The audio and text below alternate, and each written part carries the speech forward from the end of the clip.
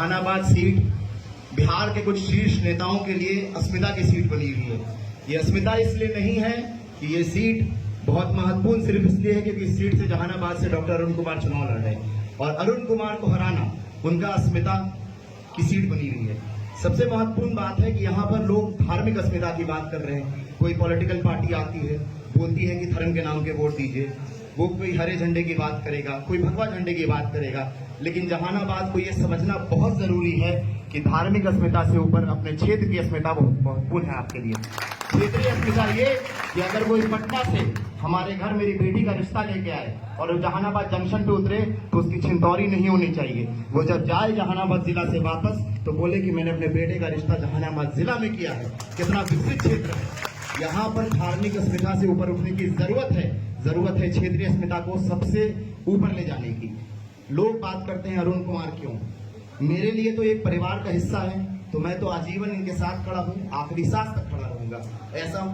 ऐसा मैं एक मुसलमान होकर बोलता हूँ कि अगर ये एनडीए से भी चुनाव लड़ रहे होते तो मैं आखिरी सांस तक इनके साथ खड़ा रहता और इंशाअल्लाह रहूंगा, क्योंकि मैं ये जानता हूँ कि इन एज अ पर्सन, एक इंसान के तौर पे इन्होंने समाज के लिए, मुसलमान समाज के लिए, हर समाज के लिए, हर तबके के लिए, बहुजन के लिए क्या क्या काम करने का काम किया है, ये मैंने अपने बचपन से जवान होते होते मैंने देखा है।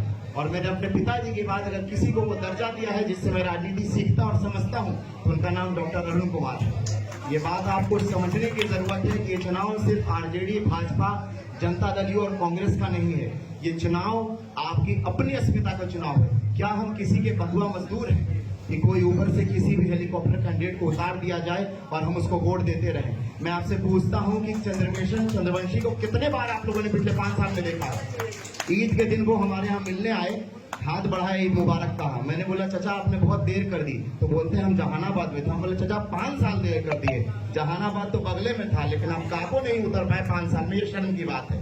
एक काम बता दीजिए काको में कि किसी भी मोहल्ले में किसी के धर्म के, किसी के एक लोग के लिए आपने काम किया हो। मैं जानता हूं पिछले 5 साल में 50 लोग ऐसे हैं जिनका सिर्फ मेरे बोलने पे अरुण अंकल ने दिल्ली के एम्स में और सफदरजंग में इलाज कराया है।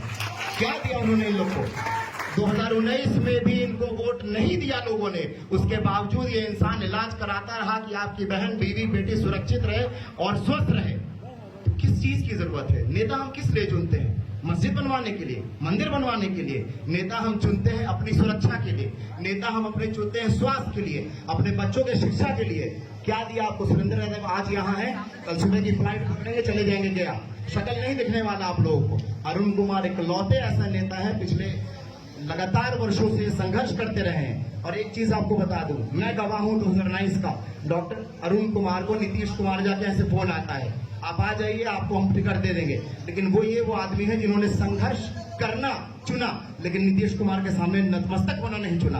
ये अस्मिता है। अस्मिता ये नहीं है कि मैं मंदिर के नाम पे वोट दे दूं या वैसे ही आ जाए तो मुसलमान एक तरफ वोट देने लग जाए। अस्मिता ये है कि एक आदमी संघर्ष करके अपने उसूलों में खड़ा रहा, जिसके पांव नहीं डगमगाए।